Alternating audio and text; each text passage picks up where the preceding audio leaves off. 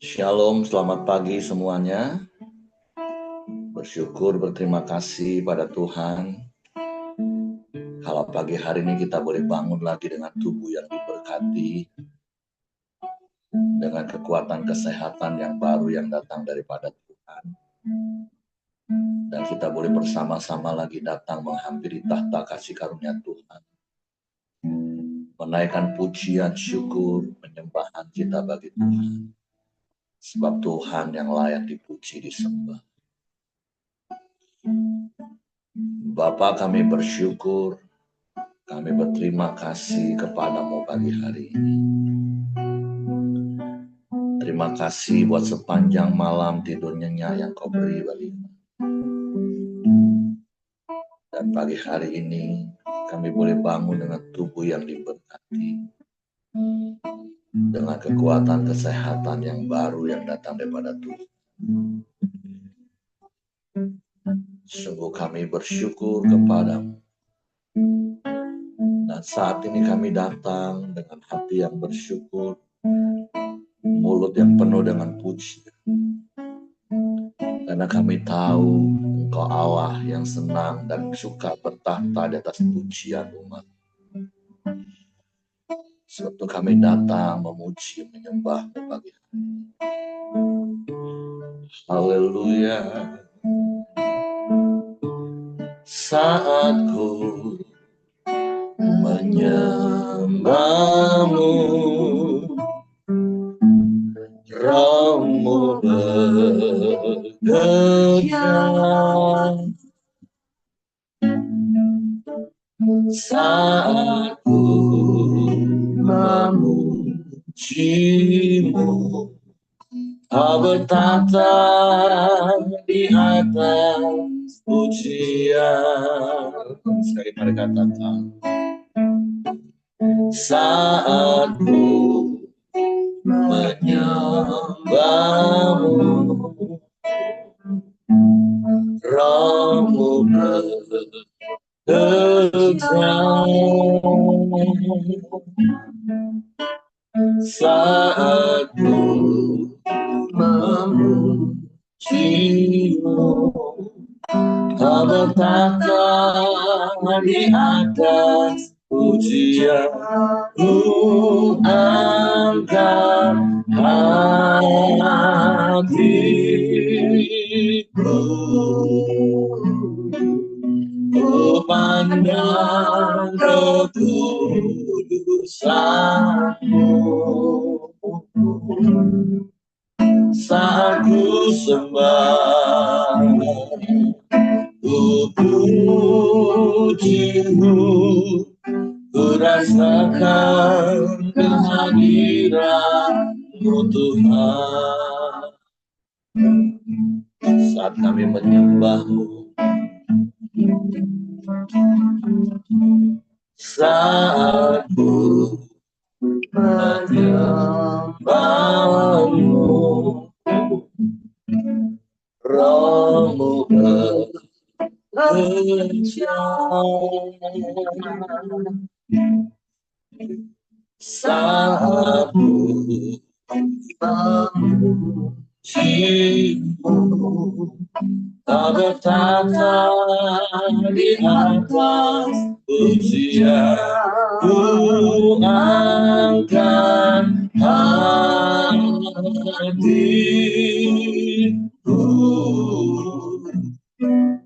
ku pandang kekudusan-Mu.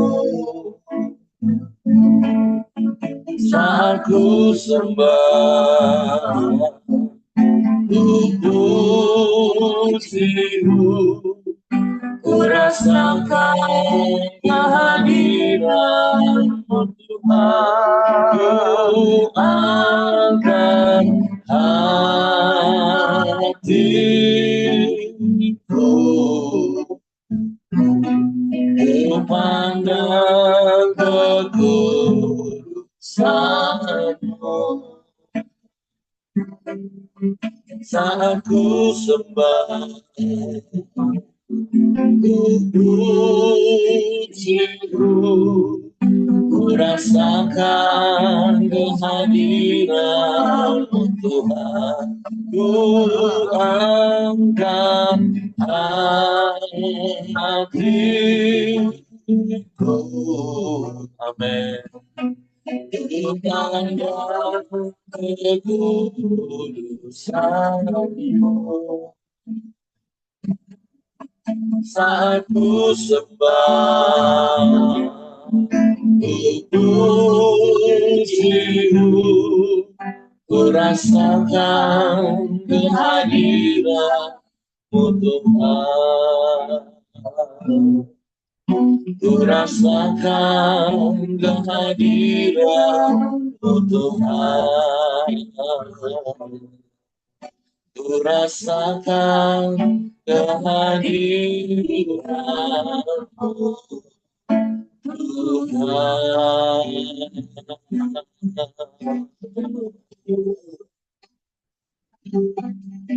kami puji, kami sembah, sebab Kau yang bertahta di atas pujian kami, Kau yang bersemayam di atas penyembahan kami,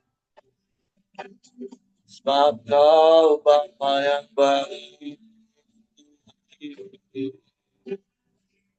Kami mau menyembah-Mu dalam roh dan kebenaran.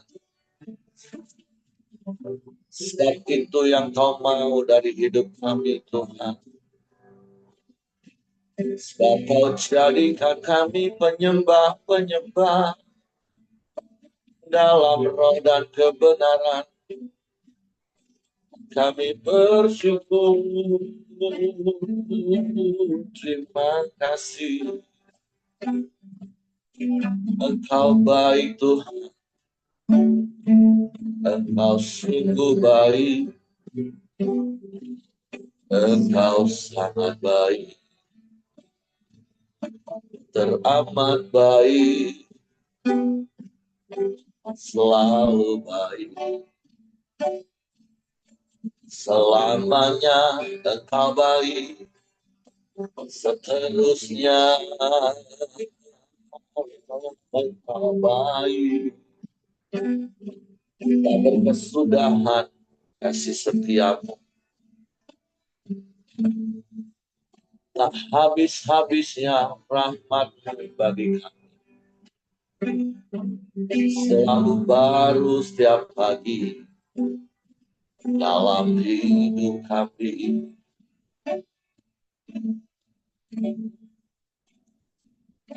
Betapa kami bersyukur kepadamu, Yesus Tuhan. Karena kebaikan-kebaikan-Mu yang Kau nyatakan dalam hidup kami. Kami bersyukur.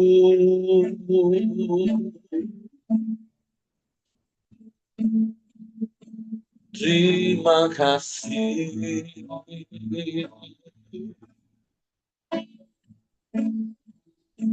Terima kasih Bapa yang baik. Engkau yang menuntun langkah kami-kami. Engkau yang memegang tangan kami. Engkau yang membawa kami dari kemenangan datang pada kemenangan. Di dalam setiap persoalan, Engkau jawaban bagi kami. Di dalam setiap pergumulan, Engkau kekuatan bagi kami. Di dalam setiap permasalahan, Engkau jalan keluar bagi kami. Engkau pertolongan yang ajaib. Tak pernah terlambat pertolongan. Kami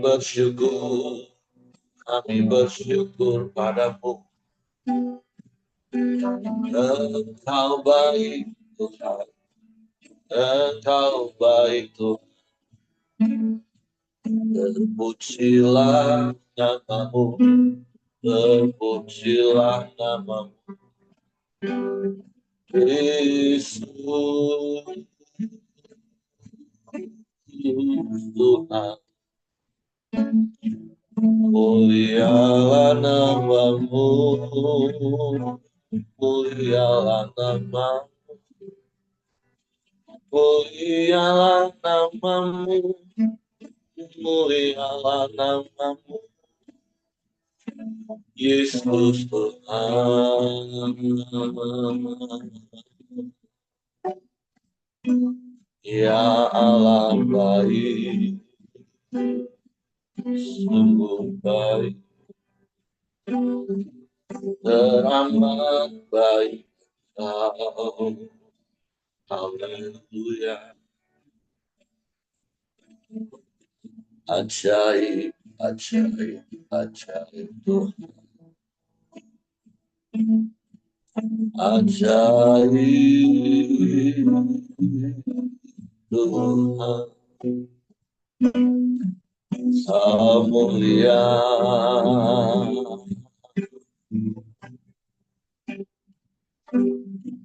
Kau dahsyat, Kau hebat. Tiada yang sepertimu, tiada yang lain, hanya Engkau satu-satunya. Hati kami melekat padamu, sebab hanya Engkau yang memuaskan hasrat jiwa kami. Hanya Engkau yang memenuhi semua kebutuhan kami, keperluan kami. Engkau lebih dari cukup bagi kami Tuhan. Engkau segalanya bagi kami. Kami bersyukur, kami bersuka cita di dalam-Mu. Yesus Tuhan.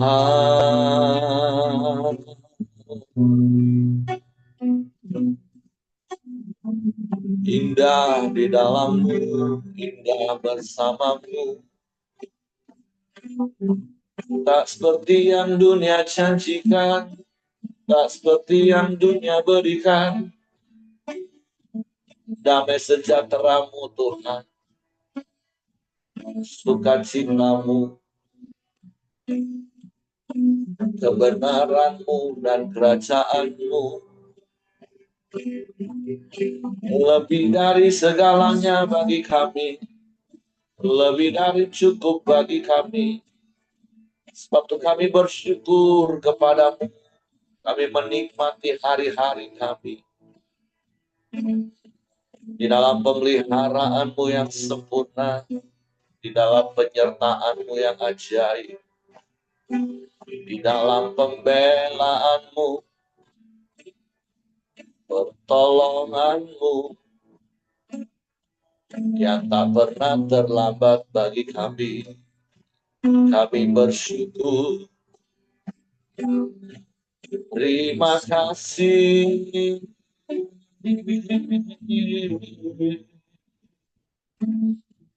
Terima kasih.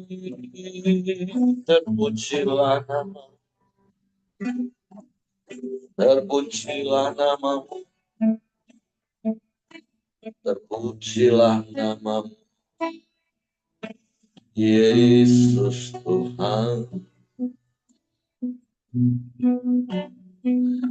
Haleluya.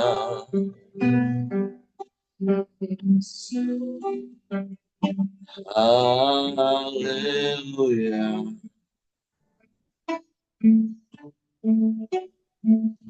Mulialah namamu. Mulialah namamu. Mulialah namamu. Yesus. Ajaib Tuhan. Ajaib Tuhan.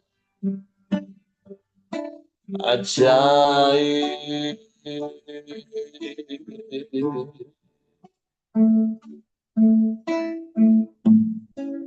Terpujilah namamu,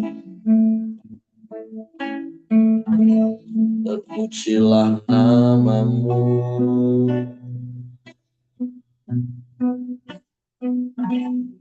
Haleluya, haleluya.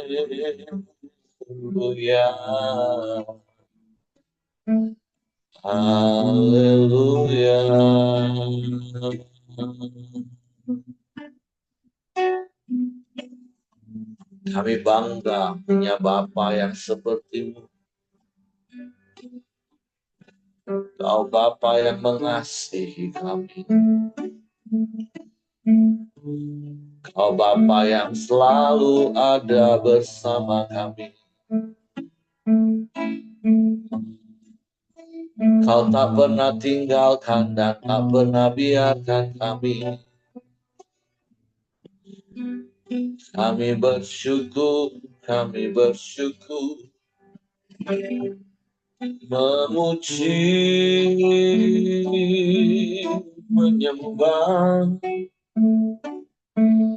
meninggikan nama-Mu.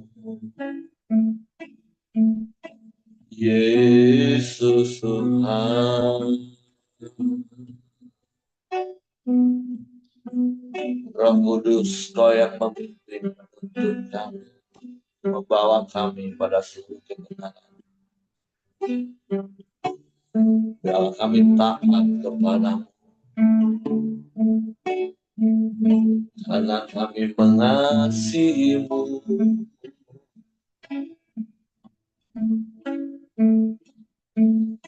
Haleluya.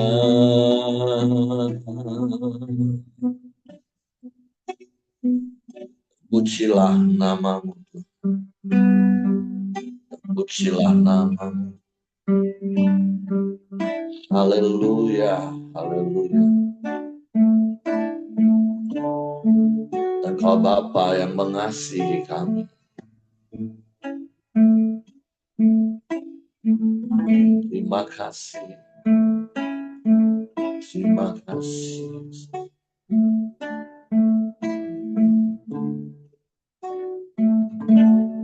Kau Bapa yang mengasihi, kuasa-Mu memulihkanku. Hati yang baru Kau berikan, untukku dapat melihat rencana-Mu indah bagiku. Kau ada di setiap jalanku. Hatiku haus dan lapar akan Engkau. Kaulah segalanya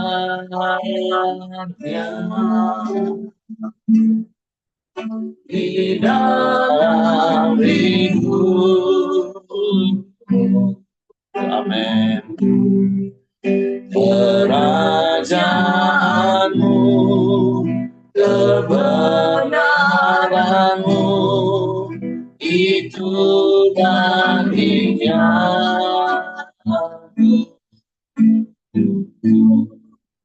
Kaulah yang kupandang selama hidup.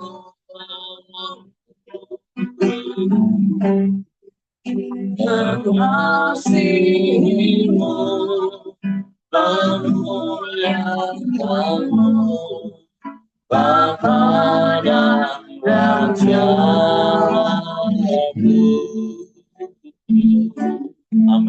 Engkau Bapa yang mengasihi kami. Kau Bapa yang mengasihi, kuasa-Mu memulihkanku. Artinya baru Kau berikan yang untukku dapat melihat.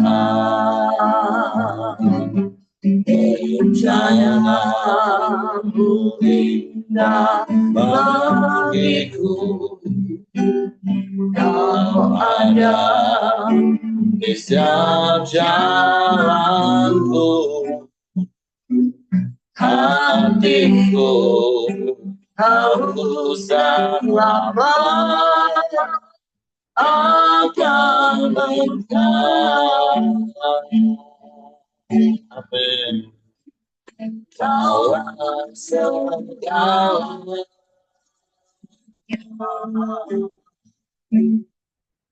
di dalam hidupku,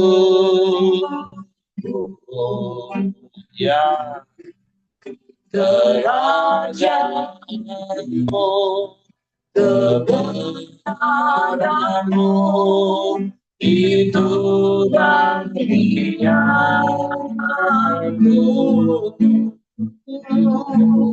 Kaulah yang ku pandang selama hidup.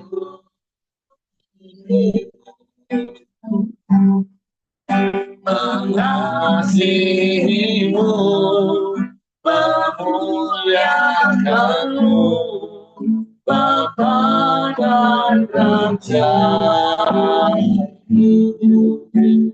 Amin. Kaulah segalanya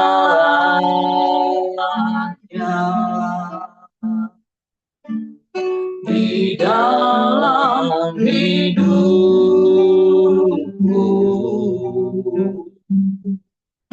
Kerajaanmu, kebenaranmu itu bagianku, ya Kaulah yang ku pandang. Haleluya. Selama hidupku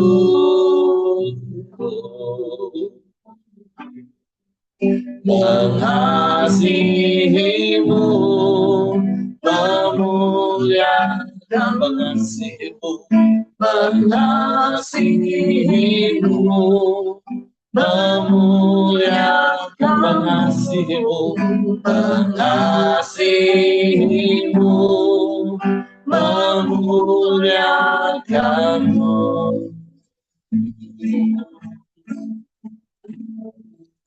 Bapa dan Rajaku,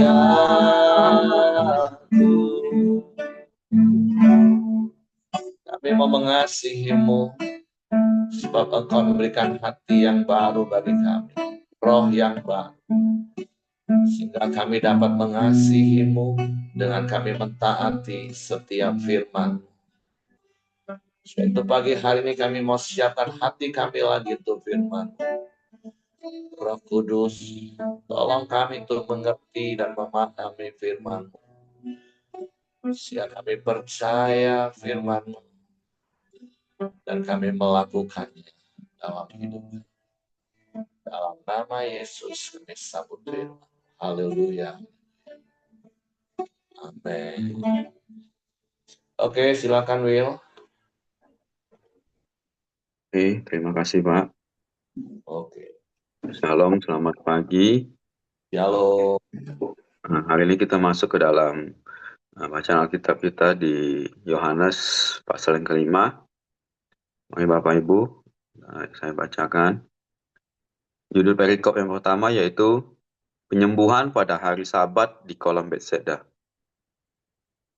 Ayat yang pertama, sesudah itu Ada hari raya orang Yahudi dan Yesus berangkat ke Yerusalem. Di Yerusalem, dekat pintu gerbang domba, ada sebuah kolam yang dalam bahasa Ibrani disebut Betseda. Ada 5 serambinya, dan di serambi-serambi itu berbaring sejumlah besar orang sakit, orang-orang buta, orang-orang timpang, dan orang-orang lumpuh yang menantikan goncangan air kolam itu. Sebab sewaktu-waktu turun malaikat Tuhan ke kolam itu dan mengoncangkan air itu, barang siapa yang terdahulu masuk ke dalamnya, sesudah goncangan air itu, menjadi sembuh, apapun juga penyakitnya. Di situ ada seorang yang sudah 38 tahun lamanya sakit. Ketika Yesus melihat orang itu berbaring di situ, dan karena ia tahu bahwa ia telah lama dalam keadaan itu, berkatalah ia kepadanya, "Maukah engkau sembuh?" Jawab orang sakit itu kepadanya, "Tuhan, tidak ada orang yang menurunkan aku ke dalam kolam itu. Apabila airnya mulai goncang, dan sementara aku menuju ke kolam itu, orang lain sudah turun mendahului aku." Kata Yesus kepadanya, "Bangunlah, angkatlah tilammu, dan berjalanlah." Dan pada saat itu juga sembuhlah orang itu lalu berjalan, lalu ia mengangkat tilamnya dan berjalan. Tetapi hari itu hari Sabat. Karena itu orang-orang Yahudi berkata kepada orang yang baru sembuh itu, "Hari ini hari Sabat dan tidak boleh engkau memikul tilammu." Akan tetapi ia menjawab mereka, "Orang yang telah menyembuhkan aku, dia yang mengatakan kepadaku, angkatlah tilammu dan berjalanlah." Mereka bertanya kepadanya, "Siapakah orang itu yang berkata kepadamu, angkatlah tilammu dan berjalanlah?" Tetapi orang yang baru sembuh itu tidak tahu siapa orang itu, sebab Yesus telah menghilang ke tengah-tengah orang banyak di tempat itu.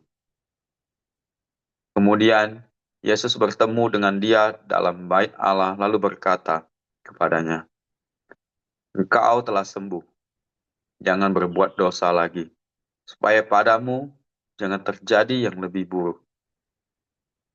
Orang itu keluar lalu menceritakan kepada orang-orang Yahudi bahwa Yesuslah yang telah menyembuhkan dia. Dan karena itu orang-orang Yahudi berusaha menganiaya Yesus, karena ia melakukan hal-hal itu pada hari Sabat. Tetapi ia berkata kepada mereka, "Bapakku bekerja sampai sekarang, maka aku pun bekerja juga." Sebab itu orang-orang Yahudi lebih berusaha lagi untuk membunuhnya, bukan saja karena ia meniadakan hari Sabat, tetapi juga karena ia mengatakan bahwa Allah adalah Bapanya sendiri, dan dengan demikian menyamakan dirinya dengan Allah. Nah, di perikop pertama ini yang saya dapatkan, yang bisa saya bagikan, perikop pertama bercerita tentang ada seorang yang sakit. Kalau yang saya lihat ini bahwa orang ini mungkin sakitnya sakit lumpuh ya, karena Yesus menyuruhnya berjalan mengangkat tilam. Di sini kan ada tradisi, ada satu kepercayaan bahwa ada sebuah kolam di Bethsaida itu yang bisa menyembuhkan orang yang sakit. Bahwa siapa yang duluan masuk ke kolam itu, ketika selesai goncangan terjadi, dia akan sembuh. Nah, ketika Yesus ada di sana, Yesus melihat orang yang sudah sakit 38 tahun ini. Saya yakini bahwa Yesus melihat imannya, bahwa Yesus bertanya kepada orang yang sakit ini, "Maukah engkau sembuh?" Nah, dan di sini saya melihat jawaban orang yang sakit ini, ya sangat unik juga sih. Ketika ditanya, "Maukah engkau sembuh?" Harusnya yang kita orang-orang biasa, orang awam ini kan langsung jawab mau atau tidak kan. Langsung menjawab mau atau tidak ditanya. Tapi di sini kita bisa lihat bahwa jawaban yang dijawab oleh orang yang sakit ini, dia jawab pertama itu Tuhan. Dia langsung memanggil Tuhan. Nah, bahwa orang ini punya iman bahwa dia tahu yang bertanya kepadanya Yesus ini dia tahu bahwa dia ini ada Tuhan. Tetapi di balik itu dia tahu bahwa ini Tuhan. Tapi di belakangnya dia ada jawab lagi, tidak ada orang yang menurunkan aku ke dalam kolam itu apabila airnya mulai goncang. Dan sementara aku menuju ke kolam itu, orang yang sudah turun mendahului aku. Bahwa dia ada keraguan juga sih sebenarnya. Dia sudah manggil Tuhan, tapi dia ngomong dengan Yesus, Tuhan, eh, nggak ada orang yang menurunkan aku dahulu ke dalam kolam itu. Jadi siapa yang duluan ke kolam itu, dia akan sembuh duluan. Nah, orang ini merasa ragu juga bahwa kalau dia mau sembuh itu ya dia harus turun duluan ke dalam kolam itu. Tetapi Yesus di sini melalui kuasanya sebagai Tuhan, dia langsung berkata dengan orang itu, bangunlah, angkatlah tilammu dan berjalan. Nah, di situ terjadi mujizat. Orang itu langsung bisa berjalan dan mengangkat tilamnya. Nah, di sini kan kita bisa lihat dari sisi orang yang sakit ini, dia mempunyai iman, dia tahu bahwa yang berkata kepadanya itu Tuhan. Harusnya dia ngerti bahwa Tuhan itu mampu melakukan segalanya, bisa menyembuhkan, bisa melakukan apapun. Tetapi melalui logikanya yang dia sering lihat di mujizat di kolam itu, dia berkata bahwa untuk kesembuhannya, melalui kesembuhannya itu harus melalui kolam itu dulu, baru dia bisa sembuh siapa yang turun duluan. Tapi Yesus membuktikan bahwa dia adalah Tuhan yang mempunyai segala kuasa di sini. Nggak usah melalui kolam itu. Jadi Yesus mengatakan langsung bangun, angkat tilam dan berjalanlah. Nah di situ eh, orang itu langsung bangkit dan langsung sembuh. Nah dari sisinya Tuhan bahwa Tuhan tidak terbatas kuasanya bekerja di sini. Eh, Tidak usah mengharapkan sesuatu melalui apapun itu ketika kita punya iman kepada Tuhan. Tuhan bisa melakukan dengan segala cara untuk menyembuhkan kita. Kita punya kalau di sini kan sekarang di zaman sekarang kan kita mengharapkan memang semuanya itu terhadap medis. Misalnya kita ke dokter, kita sakit, kita ke dokter, itu perlu memang kita diberi Tuhan hikmat bahwa sakit itu ya kita makan obat ke dokter. Tetapi ya kita juga percaya kepada Tuhan bahwa Tuhan mampu menyembuhkan segala sesuatu di dalam hidup kita. Kita beriman, ya beriman dan berhikmat. Kita punya iman ya, untuk sembuh, tapi kita juga berhikmat. Ya, sembuh ini harus melalui apa? Melalui ke dokter, melalui makan obat. Nah, itu yang ya, bisa saya bagikan yang paling utama. Dan juga di sini kita bisa lihat orang-orang Yahudi eh, di zaman itu kan bahwa hari Sabat adalah hari yang sakral, hari yang tidak bisa diganggu gugat karena ini adalah hari untuk orang beribadah, beristirahat. Jadi tidak ada boleh melakukan pekerjaan. Nah, kita bisa lihat Yesus membuat mujizat di hari Sabat. Nah, di sini orang Yahudi itu menghujat, mungkin mau menganiaya Yesus karena ia melakukan mujizat di hari Sabat. Tetapi Yesus di sini sebagai Tuhan membuktikan bahwa Tuhan itu bekerja tidak mengenal waktu, tidak mengenal hari. Jadi di sini kita bisa lihat bahwa manusialah, orang Yahudi lah yang membatasi pekerjaan Tuhan, membuat hari Sabat. Karena Tuhan di sini tidak membuat hari apapun hari Sabat untuk melakukan pekerjaannya. Tuhan bisa melakukan mujizat di hari apapun ketika ia umatnya membutuhkan dia. Tuhan berkuasa bisa menyembuhkan orang-orang di hari apapun, tidak terbatas oleh waktu. Tetapi kita bisa lihat di sini manusia yang membatasi waktunya kepada Tuhan. Sehingga mereka membuat hari Sabat, bahwa hari Sabat adalah hari peristirahatan, hari di mana tidak ada yang bekerja. Nah, kita bisa lihat juga itu ya perikop pertama yang bisa saya bagikan. Kita lanjut di perikop kedua tentang kesaksian Yesus tentang dirinya. Ayat yang ke-19. Maka Yesus menjawab mereka, katanya, aku berkata kepadamu, sesungguhnya anak tidak dapat mengerjakan sesuatu dari dirinya sendiri. Jikalau Tidak ia melihat Bapa mengerjakannya. Sebab apa yang dikerjakan Bapa, itu juga yang dikerjakan anak. Sebab Bapa mengasihi anak dan ia menunjukkan kepadanya segala sesuatu yang dikerjakannya sendiri. Bahkan ia akan menunjukkan kepadanya pekerjaan-pekerjaan yang lebih besar lagi daripada pekerjaan-pekerjaan itu. Sehingga kamu menjadi heran. Sebab sama seperti Bapa membangkitkan orang-orang mati dan menghidupkannya, demikian juga anak menghidupkan barang siapa yang dikehendakinya. Bapa tidak menghakimi siapapun, melainkan telah menyerahkan penghakiman itu seluruhnya kepada anak. Supaya semua orang menghormati anak sama seperti mereka menghormati Bapa.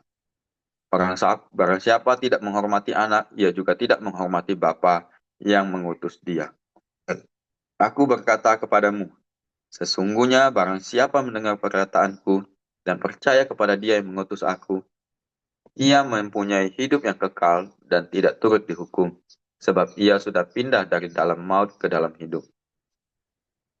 Aku berkata kepadamu, sesungguhnya saatnya akan tiba, dan sudah tiba, bahwa orang-orang mati akan mendengar suara anak Allah. Dan mereka yang mendengarnya akan hidup.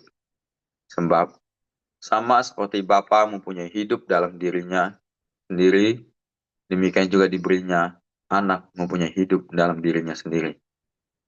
Dan ia telah memberikan kuasa kepadanya untuk menghakimi, karena ia adalah anak manusia. Janganlah kamu heran akan hal itu, sebab saatnya akan tiba, bahwa semua orang yang di dalam kuburnya akan mendengar suaranya. Dan mereka yang telah berbuat baik akan keluar dan bangkit untuk hidup yang kekal. Tetapi mereka yang telah berbuat jahat akan bangkit untuk dihukum. Aku tidak dapat berbuat apa-apa dari diriku sendiri. Aku menghakimi sesuai dengan apa yang kudengar dan penghakimanku adil. Sebab aku tidak menuruti kehendakku sendiri, melainkan kehendak Dia yang mengutus aku. Kalau aku bersaksi tentang diriku sendiri, maka kesaksianku itu tidak benar. Ada yang lain yang bersaksi tentang aku dan aku tahu bahwa kesaksian yang diberikannya tentang aku adalah benar. Kamu telah mengirim utusan kepada Yohanes dan ia telah bersaksi tentang kebenarannya. Aku tidak memerlukan kesaksian dari manusia, namun aku mengatakan hal ini supaya kamu diselamatkan. Ia adalah pelita yang menyala dan bercahaya, dan kamu hanya menikmati seketika saja cahayanya itu. Tetapi aku mempunyai suatu kesaksian yang lebih penting daripada kesaksian Yohanes, yaitu segala pekerjaan yang diserahkan Bapa kepadaku, supaya aku melaksanakannya. Pekerjaan itu juga yang kukerjakan sekarang. Dan itulah yang memberi kesaksian tentang aku, bahwa Bapa yang mengutus aku. Bapa yang mengutus aku, dialah yang bersaksi tentang aku. Kamu tidak pernah mendengar suaranya, rupanya pun tidak pernah kamu lihat, dan firman-Nya tidak menetap di dalam dirimu. Sebab kamu tidak percaya kepada Dia yang diutusnya. Kamu menyelidiki kitab-kitab suci, sebab kamu menyangka bahwa olehnya kamu mempunyai hidup yang kekal. Tetapi, walaupun kitab-kitab suci itu memberi kesaksian tentang aku, namun kamu tidak mau datang kepadaku untuk memperoleh hidup itu. Aku tidak memerlukan hormat dari manusia, tetapi tentang kamu, memang aku tahu bahwa di dalam hatimu kamu tidak mempunyai kasih akan Allah. Aku datang dalam nama Bapakku, dan kamu tidak menerima aku. Jikalau orang lain datang atas namanya sendiri, kamu akan menerima dia. Bagaimanakah kamu dapat percaya? Kamu yang menerima hormat seorang dari yang lain, dan tidak mencari hormat yang datang dari Allah yang Esa. Jangan kamu menyangka bahwa aku akan mendakwa kamu di hadapan Bapa. Yang mendakwa kamu adalah Musa, yaitu Musa yang kepadanya kamu menaruh pengharapanmu. Sebab jikalau kamu percaya kepada Musa, tentu kamu percaya juga kepadaku, sebab ia telah menulis tentang aku. Tapi jikalau kamu tidak percaya akan apa yang ditulisnya, bagaimana kamu akan percaya akan apa yang kukatakan? Nah, di sini perikop yang kedua nih, dari judul perikopnya juga kesaksian Yesus tentang dirinya. Di sini Yesus bersaksi bahwa apa yang dilakukan seluruh pekerjaan mujizat apapun yang dilakukan Yesus ini berasal dari Bapa. Bapa yang mengutusnya tuh. Sehingga ia bisa melakukan semua pekerjaan ini. Tuhan memberikan kuasa kepada Yesus itu sendiri bahwa ia bisa melakukan penghakiman juga. Nah, di sini bisa dilihat bahwa Yesus juga bercerita tentang bagaimana ia juga tidak bisa bersaksi sendirian. Banyak orang juga tidak percaya. Tetapi melalui murid-muridnya yang pernah dekat dengannya seperti kesaksian dari Yohanes, Musa, ya itulah yang meneguhkan orang-orang bahwa Yesus adalah juru selamat dan Tuhan yang bisa mengadakan semua mujizat. Nah, di sini juga ya, Yesus juga berkata bahwa kalau apa yang ia katakan kalian tidak percaya, kalian bisa melihat kesaksian dari Yohanes dan Musa. Nah, kalau dari kitab-kitab yang tertulis juga kalian juga tidak percaya, seluruh kesaksian juga tidak percaya, bagaimana kamu akan percaya apa yang dikatakan Yesus juga. Nah, di sini kita belajar juga apapun yang di sini juga Yesus mengajarkan kita untuk belajar bersaksi juga lah. Di dalam hidupku, saya juga banyak mendengarkan di Alkitab juga bahwa setiap tokoh di Alkitab selalu apapun yang dilakukan Tuhan kepada hidup mereka, mereka membagikannya dengan kesaksian hidup mereka. Di sini juga saya juga mendapatkan bahwa apa yang saya dapatkan di dalam hidup saya, segala sesuatu, mujizat, eh, keberhasilan apapun yang kita lakukan, itu tidak terlepas dari Tuhan. Jadi kita bersaksi bukan tentang hebat kuatnya kita, tetapi kita memuliakan nama Tuhan. Kita bersaksi bahwa apapun yang dilakukan di dalam setiap hidup kita yang membuat kita berhasil, itu adalah pekerjaan Tuhan, kehendak Tuhan, sehingga bisa terjadi semuanya ini. Nah, di sini juga saya bisa lihat bahwa kesaksian itu perlu sangat membantu untuk orang bisa mengenal kepada Yesus. Karena melalui kesaksian hidup kita, orang-orang di sekitar kita bisa mengenal Yesus. Karena kalau kita menginjilin orang, kita berbicara tentang Alkitabiah, kita ngomong tentang Alkitab. Karena orang itu tidak bisa menerima langsung, lebih sulit dibanding kita bersaksi langsung tentang kebaikan Tuhan. Tuhan apa yang dilakukan Tuhan kepada kita, mujizat-mujizat Tuhan. Nah, itu yang orang lebih percaya, orang yang lebih meyakinkan bahwa Tuhan ada di dalam hidup kita. Tuhan kita berkuasa, Tuhan kita lebih besar. Nah, itu yang lebih bisa lebih mudah untuk menginjilkan orang, untuk mengenalkan Yesus kepada orang-orang yang belum mengenal kepada Tuhan itu sendiri. Dan itu saja yang bisa saya bagikan. Kurang lebihnya bisa ditambahkan oleh Pak Heri. Tuhan Yesus memberkati. Oke, terima kasih Will. Jadi pagi hari ini kita belajar dari apa yang kita baca dari firman Tuhan, khususnya di perikop yang pertama.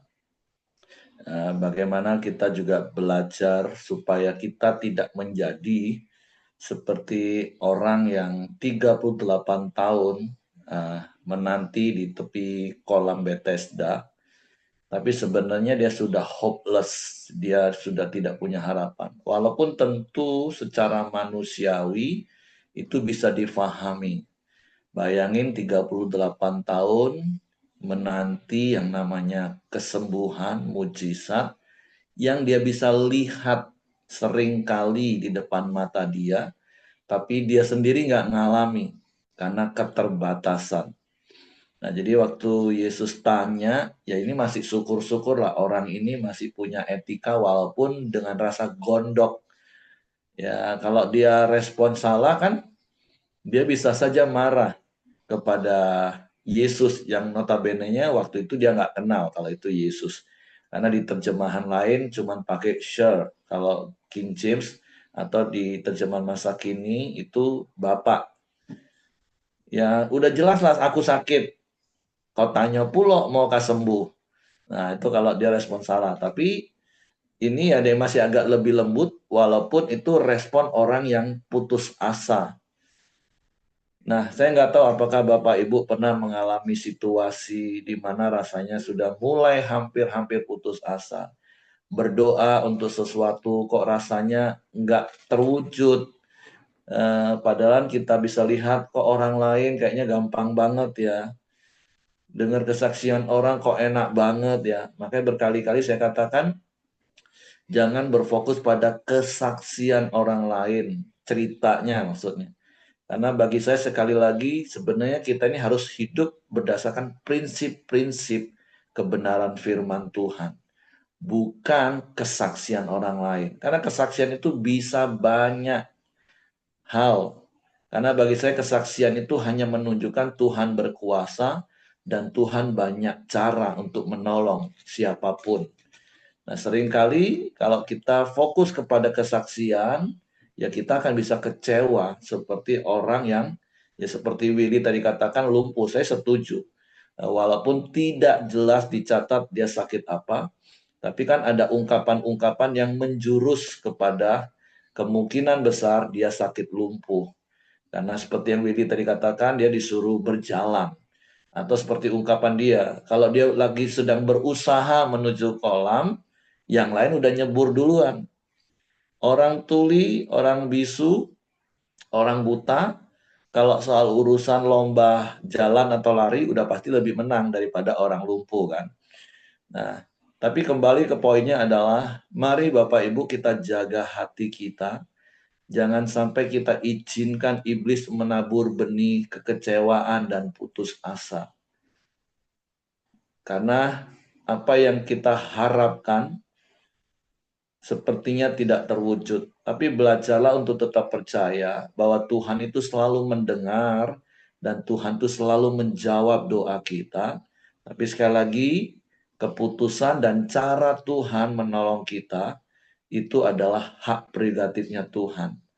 Jadi bukan kita yang mengatur cara Tuhan, bukan kita yang mengatur keputusan. Karena kalau konsep hati kita masih seperti itu, maka kita akan seringkali kecewa dan kemudian putus asa. Jadi sama seperti orang ini yang secara manusiawi sekali lagi, banyak orang mungkin bisa memaklumi 38 tahun di depan mata dia terus melihat mujizat terjadi, tapi 38 tahun dia selalu tidak mengalami hal itu. Makanya seperti Paulus berkata, dan yang Yesus juga katakan, berbahagialah orang yang tidak melihat tapi percaya. Atau seperti yang Paulus katakan di jemaat Korintus, aku hidup bukan karena melihat tetapi karena percaya. Karena ketika kita terus punya pengharapan, percaya kepada Tuhan, hal itu akan membuat kita terus punya gairah dalam hidup ini. Hal itu yang membuat kita terus dapat bersukacita dalam segala keadaan. Kita nggak mulai membanding-bandingkan diri kita dengan orang lain, tapi berfokus pada diri kita dan kepada Tuhan. Yang kita percaya, dia akan turut bekerja dalam segala sesuatu untuk mendatangkan kebaikan bagi kita. Tapi bersyukur di tengah harapan yang sudah rasanya hampir-hampir udah nggak ada, tapi dia masih mau taat. Maka seperti saya pernah kisahkan tentang orang-orang yang sakit kusta waktu Samaria dikepung. Secara manusiawi hitung-hitungan itu harapan mereka cuma 25%. Tapi ketika mereka ada di dalam komunitas yang saling menguatkan, akhirnya mereka bisa bertindak. Walaupun kemungkinannya hanya 25%. Karena mereka katakan kalau kita tetap di sini, di dalam kota, kita mati. Kalau kita eh, pergi, kita juga akan mati. Tapi kalau kita ke perkemahan orang Aram, kemungkinannya kita juga akan mati, tapi ada kemungkinan di situ ada makanan. Nah, jadi mereka akhirnya ambil keputusan untuk melakukan harapan yang tinggal sedikit.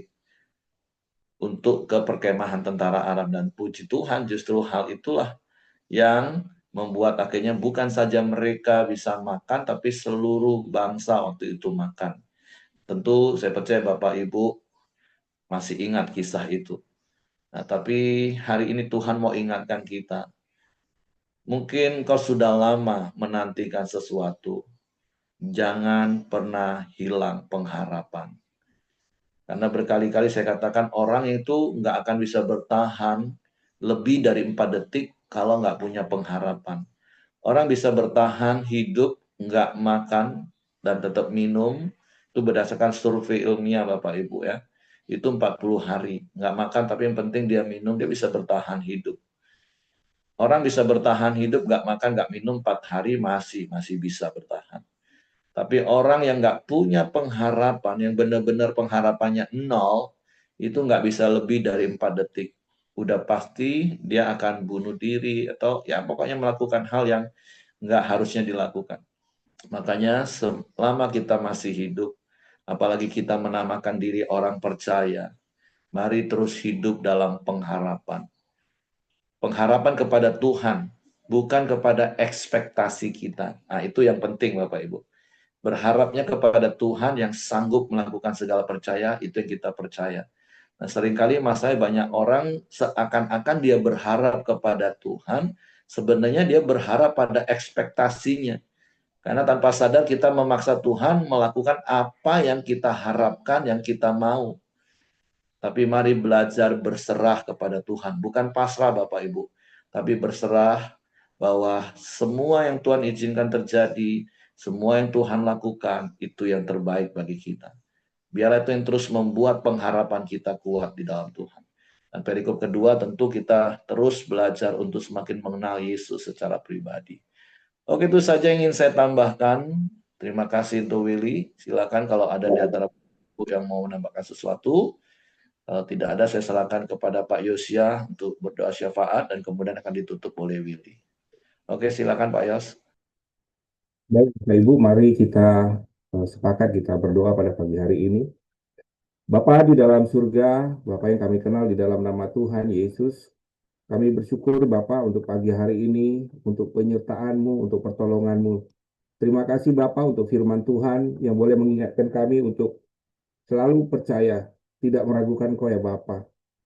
Kami boleh belajar dari firman-Mu ya Bapa, meskipun 30 tahun orang menantikan pemulihan, tetapi Engkau mengajarkan kami supaya hidup di dalam janji-janji Tuhan, supaya kami terus memiliki iman yang teguh kepadamu ya Bapa. Kami juga boleh belajar bagaimana supaya setiap orang, setiap kami boleh mengalami sendiri bagaimana kuasa Tuhan yang boleh menguatkan hidup kami. Kami tidak boleh hidup dari kesaksian orang lain ya Bapa. Dan dalam hidup kami ini ya Bapak menjadi kesaksian bagaimana kuasa Tuhan boleh bekerja sehingga orang lain boleh melihat bagaimana Tuhan yang membuat kami kuat dan membuat kami percaya ya Bapak. Dan kami juga boleh diingatkan ya Bapak untuk tidak membatasi kuasa Tuhan. Tuhan boleh bekerja dalam segala keadaan, dalam segala kondisi ya Bapak. Bapak di dalam surga, kami juga mau berdoa untuk saudara kami Willy yang sudah membawakan firman Tuhan. Tuhan Kau berkati Willy, Engkau tambahkan hikmat, marifat kepadanya ya Bapak. Berkati setiap pekerjaan, berkati pelayanan, dan berkati keluarganya ya Bapak. Bapak di surga, kami juga mau berdoa, kami teringat untuk saudara-saudara kami, kepada Pak Ongko yang dalam pemulihan ya Bapak, kami berdoa di dalam nama Tuhan Yesus. Kami percaya bahwa kuasa Tuhan tidak terbatas. Kuasa Tuhan yang mampu menyembuhkan dan memulihkan ya Bapak. Kami berdoa supaya setiap pengobatan, setiap usaha medis yang dipakai, Tuhan memberkati mereka ya Bapak. Berkati juga keluarga yang terus merawat, biarlah Tuhan terus memberikan kekuatan, Tuhan selalu memberikan penyertaan ya Bapak. Kami juga mau berdoa untuk Ibu Dorcas yang terus di dalam perawatan, dalam kemo ya Bapak. Kami berdoa supaya setiap usaha, setiap pengobatan yang dilakukan, Tuhan boleh ikut campur ya Bapak. Kuasa Tuhan, pemulihan selalu ada di dalam kuasa Tuhan. Terima kasih ya Bapak, biar Kau terus menguatkan Ibu Dorcas, biar di dalam segala segala kesulitan dia boleh menjadi saksimu ya Bapa. Dia boleh orang-orang bisa melihat bagaimana Tuhan ikut campur, bagaimana Tuhan boleh berkuasa berdaulat dalam hidupnya. Bapak, kami juga mau berdoa untuk kondisi bangsa dan negara kami ya Bapak. Kami berdoa untuk setiap pemimpin, baik yang ada di daerah, di pusat, ya Bapak di dalam surga, semua aparat keamanan ya Bapak, biarlah mereka boleh bekerja dengan didasarkan takut akan Engkau ya Bapak. Kami berdoa supaya semua aparat-aparat keamanan ya Bapak, mereka juga boleh mempunyai wibawa, boleh bekerja untuk membawa bangsa kami ini ya Bapak di dalam kehidupan yang lebih baik ya Bapak. Kami juga mau berdoa untuk setiap hamba-hamba Tuhan yang ada di manapun ya Bapak yang boleh menjadi saksi Tuhan. Biarlah Tuhan yang boleh berkuasa, Tuhan boleh menyertai mereka di dalam pelayanan, dalam menyampaikan kabar baik kepada semua orang untuk percaya kepada Engkau. Mari Bapak Ibu, kita sama-sama mengangkat doa Bapa kami yang di surga, dikuduskanlah namamu, datanglah kerajaanmu, jadilah kehendakmu di bumi seperti di surga. Berikanlah kami pada hari ini makanan kami yang secukupnya, dan ampunilah kami akan kesalahan kami, seperti kami juga mengampuni orang yang bersalah kepada kami. Dan janganlah membawa kami ke dalam pencobaan, tetapi lepaskanlah kami daripada yang jahat. Karena Engkaulah yang punya kerajaan dan kuasa dan kemuliaan sampai selama-lamanya. Sekali lagi, kami mengucap syukur dan terima kasih Tuhan untuk kebenaran firman-Mu hari ini Tuhan. Pengharapan kami Tuhan hanya kepadamu Tuhan. Kami senantiasa setia akan Engkau Tuhan. Terima kasih Tuhan. Marilah Bapak Ibu kita terima berkatnya. Terimalah berkat daripada Tuhan Yesus. Kiranya pengharapan, hikmat daripada Tuhan, penyertaan Tuhan menyertai kita mulai dari pagi ini sampai dengan selama-lamanya. Di dalam nama Yesus. Haleluya. Amin. Oke, semangat pagi, selamat beraktivitas. Tuhan Yesus memberkati.